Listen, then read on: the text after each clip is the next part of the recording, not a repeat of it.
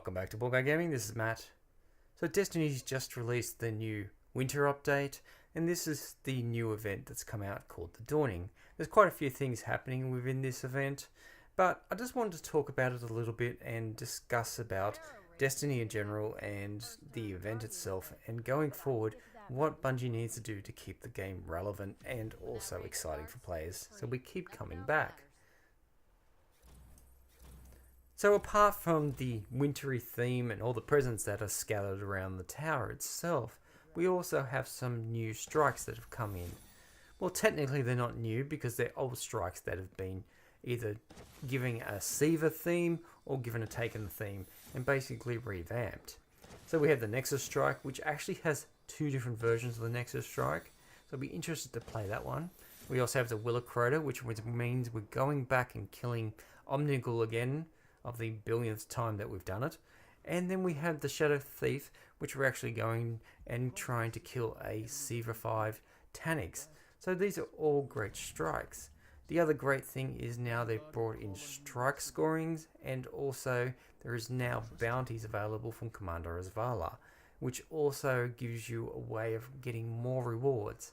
Now we all love more rewards in games so that we can get that particular weapon or piece of armor that we're chasing, so this is definitely a great change to Destiny. So I guess one of the biggest questions on the Destiny community's mindset at the moment is, what are we going to see content wise coming into the new year? Once the Dawning is finished and we are now going through and completed the majority of this content, what is there for us to continue to play coming into 2017? What will we be able to keep our interest in the game? What we'll have to move forward towards, or at least work towards, while we wait for Destiny 2? Because at this point in time we have little to no information about Destiny 2 and what is going to happen with it. We don't know anything about the game itself, when it's coming out, and what kind of content it's going to have in it. Are we going to move forward with our current weapons and armor, or is it going to be a fresh reset? This is all questions that we have up in the air at this point in time when we don't know about. And I'd like to see Bungie give us a little bit more clarity about it and be able to at least give us a bit of reassurance that we're going to see the game coming into 2017.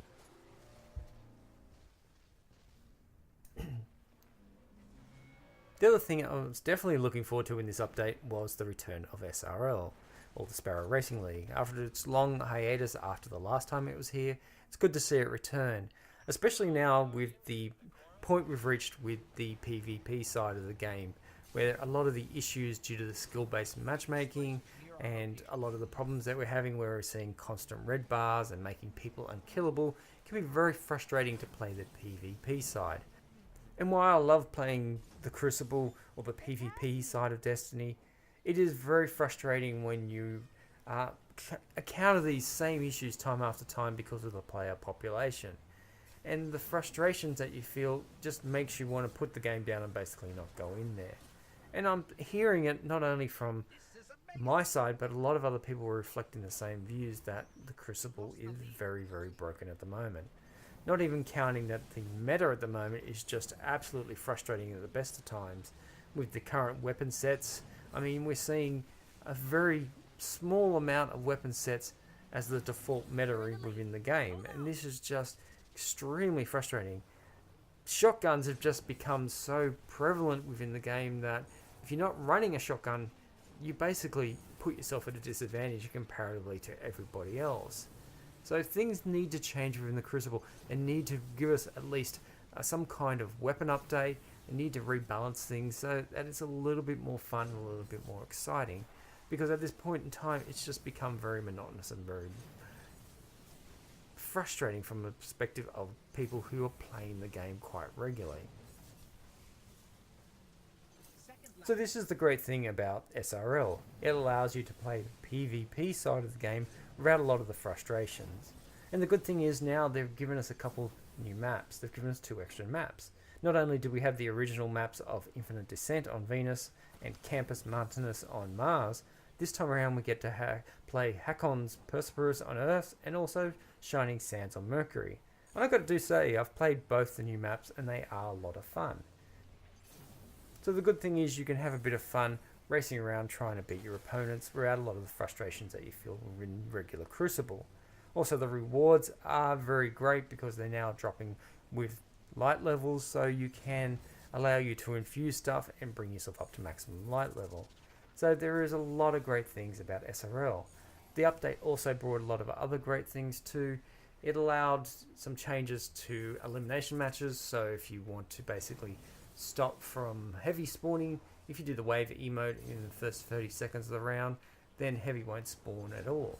The other great change is too that with the recent change of green emigrams dropping now, the frustrating part is a lot of us have encountered is going into a raid or something on that lines, we're playing and there's just so many greens dropping at this point in time. Finding the time when you're in the middle of a raid to try and disassemble them is just absolutely frustrating and annoying. So they've made a great quality of life change now. If you're level 40, greens will automatically turn into either weapon materials or armor materials when you pick them up. So this is again another great quality of life change.